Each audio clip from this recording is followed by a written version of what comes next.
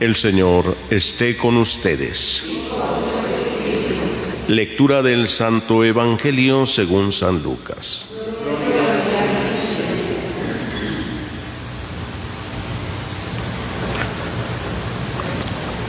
Aquel día Jesús entró en el templo y comenzó a echar fuera a los que vendían y compraban ahí, diciéndoles: está escrito, mi casa es casa de oración, pero ustedes la han convertido en cueva de ladrones.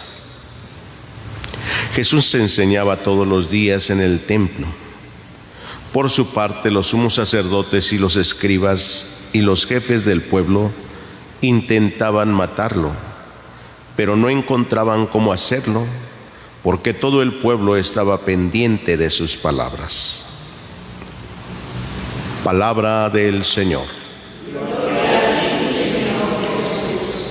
Pueden sentarse un momentito.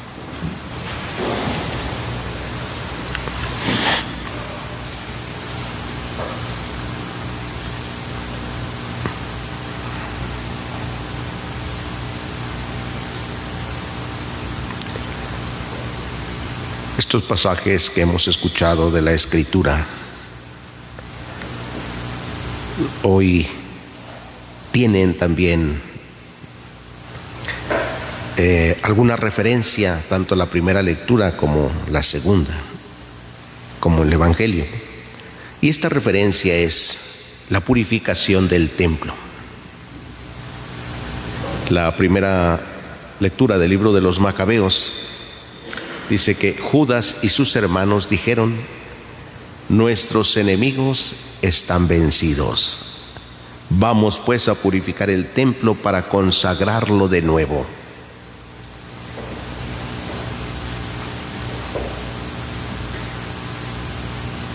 La consagración del templo de Jerusalén, que es una renovación constante, había sido profanado con los sacrificios ofrecidos a los falsos dioses. Ayer escuchábamos cómo, mientras el rey Antíoco había dado este decreto de desobedecer la ley de Dios, y estaban esta familia, una familia ahí defendiendo la vivencia de la ley de Dios. Dice que un judío se acercó rápido y ofreció un sacrificio en el altar, ¿sí?, a los dioses falsos. Esto provocó la ira y además, como consecuencia, su muerte. Algo que aquel que quería cumplir la ley sabía que no era correcto, pero se dejó llevar por el impulso, diciendo: la ley de Dios no puede ser desobedecida. No podemos ofrecer sacrificios a otros dioses, y el que lo haga merece la muerte. Cuando se ofrece un sacrificio a otros dioses, cuando se hace algo desagradable a Dios, por ejemplo, cuando en un templo, una construcción católica, se comete un pecado grave, como sacar al Santísimo del sagrario y robárselo, se comete una falta grave a Dios. O cuando alguien que está metido a veces en cosas de satanismos y va a misa como un aparente cristiano a comulgar y se lleva la hostia y se la da a otros para que hagan algo mal, se cometen pecados graves. Y eso es común, que haya gente que vaya y parece que comulga, se la lleva en la boca y después la saca y se la lleva para entregársela a los que se dedican a hacer obras malas, ¿Qué es lo que hacen? La profanan, ¿sí? Profanan la hostia, profanan a Jesucristo, ¿sí? Especialmente aquellos que pertenecen a la masonería. Eso es para ir subiendo de grado. El último grado es defecar sobre la hostia, lo peor, ¿sí? Pisotearla, escupirla. Y los masones llegan a ese grado, ¿sí? La masonería, pues, es una sociedad secreta. Los vemos y parece que no tienen mayor problema. Parece que no son violentos físicamente. Hasta los vemos como buenas personas, como amables a veces. Bueno, la mayoría de las veces, muy amables. Pero hacen la profanación más grande de nuestro Señor Jesucristo. Cuando esto sucede y se tiene conocimiento, se debe hacer un acto de desagravio, un acto en el cual hemos de pedir perdón a Dios, porque otros se han acercado a hacer ese gran daño, ese gran mal, ¿sí? Por eso todos debemos cuidar siempre el templo, que no se convierta, como dice Jesús, en una cueva de ladrones, ¿sí? Donde entran los que aparentemente son buenos cristianos, buenos católicos, aparentemente, pero que hacen un gran daño. En el Evangelio escuchamos esto así de manera breve, como dice: Jesús expulsó a los que estaban ahí en el templo vendiendo.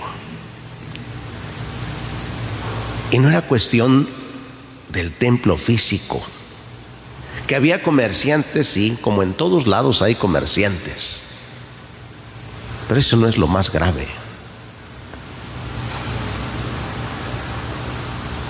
Lo grave es lo que hay en el corazón del hombre y que había ahí entre los escribas y fariseos, que no querían aceptar a Jesús, ¿sí? Destruyan este templo. Mi casa es casa de oración. Cada persona, cada ser humano es un templo vivo de Dios, y esa es la casa de Dios, y esa es la casa donde debe haber oración. ¿Acaso Jesús no nos enseñó: cuando tú quieras orar, entra en tu cuarto y cierra la puerta? Entra en tu vida, en tu corazón, cierra la puerta. Es nada, ni pensamientos ni sentimientos deben interferir en mi oración. Eso significa que la puerta hay que estar cerrándola mientras estoy en oración, cerrándola constantemente, porque tenemos a veces la puerta tan descompuesta que cualquier airecito la mueve, la azota y distrae, ¿no? A lo mejor todos tienen buenas puertas en sus casas, pero si una puerta está un poquito floja y hay aire, suena y suena y suena y suena y suena. Y hay que a veces levantarse y ponerle ahí un cartón o ponerle un trapo para que no esté sonando, ¿ah? Porque molesta. Así en nuestra vida, cerrar la puerta en el corazón para que cuando nosotros entramos a orar, es cerrarle la puerta a los pensamientos que nos distraen, ¿sí? Sobre todo eso, estar cerrándole mientras estoy orando, que no vengan todos estos pensamientos. Hay que cerrarle, hay que quitarlo siempre. Renovar el templo constantemente es renovar nuestra vida.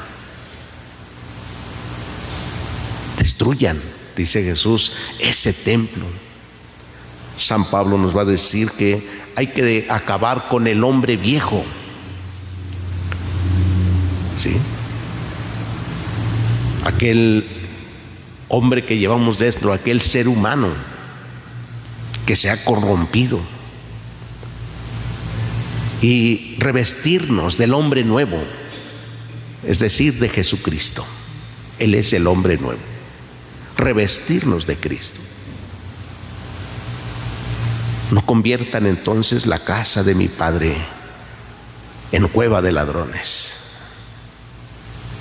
Oramos, pero nuestros pensamientos y nuestras obras están en otro lado. Es como aquellos que luego van a confesarse solo porque van a ser padrinos de algún sacramento, porque van a recibir algún sacramento, pero en su vida quieren ser iguales. Ahora que salió el documento donde el Papa dice que también los homosexuales podrán ser padrinos de bautismo, pero dice cumpliendo ciertas obligaciones. Y entonces, ¿cuáles son esas ciertas obligaciones? Bueno, pues primero hay que preguntarle ¿por qué quiere ser padrino? Si se está haciendo algo que no es lo que quiere Dios, ser padrino es ser testigo de Cristo. No es nada más un adorno ahí, sino ser testigo de Cristo. ¿Usted cómo le va a dar testimonio? ¿Va a misa todos los domingos? No, entonces, ¿cómo le va a dar testimonio? ¿Comulga? No. ¿Se confiesa? Entonces, ¿cómo le va a dar testimonio a usted? No puede ser padrino. La condición importante es ser testigo de Cristo, ¿sí? Al ser padrino. Pero la mayoría, cuando lo hace solo por un compromiso, hasta hace confesiones sacrílegas. En lugar de que le haga bien, peor. Si es como cuando comulgamos en el pecado y dice aquellas expresiones que decimos en la oración de la secuencia de Corpus Christi, que el cuerpo de Cristo lo comen buenos y malos. A unos les da vida y a otros les da muerte. El mismo alimento. El mismo alimento. Unos lo reciben para la vida eterna y otros para la condenación eterna. Vamos a tener entonces siempre ese cuidado, esa atención. No voy a recibir a Jesús en la comunión solo porque tengo ganas, solo porque me nació ahora, o solo porque si no comulgo, ¿qué van a decir? Además tengo ganas. Yo siento mucha tristeza cuando algunas quinceañeras que ni se confesaron, y es más, saben que no pueden comulgar, pero no falta el papá o el padrino que dice, no, sí comulga, pues tú eres la festejada, comulga, y le empujan a hacerlo cuando ella sabe que no, y por eso ni siquiera se acerca a comulgar, ¿sí? Y hay veces que no se acerca y pues uno no le da porque dice no. Pues a veces está terminando uno, dele a la quinceañera, dele. ¿Cómo dele? Si ella no ha pedido. ¿Ah? Porque sabe que no puede. O los padrinos también, cuando saben que no pueden. Destruyan este templo, dice Jesús. Destruyan esta forma vieja de vivir. Jesús hablaba de su propio cuerpo como templo de Dios. Así nuestros cuerpos, que son templos vivos de Dios, deben ser destruidos. Y revestirse entonces, renovarse del hombre nuevo, que es Cristo. Ser nuevos. Somos como la vasija de barro, que solo Dios puede reconstruir cuando ésta se rompe. Y llevamos un tesoro escondido allí en vasijas de barro. Pidámosle a Dios nuestro Padre que nos conceda la gracia de una verdadera conversión.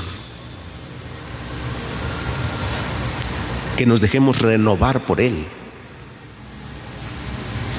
Que seamos hombres y mujeres nuevos, revestidos de Jesucristo, de la gracia de Dios. Oración, que así sea.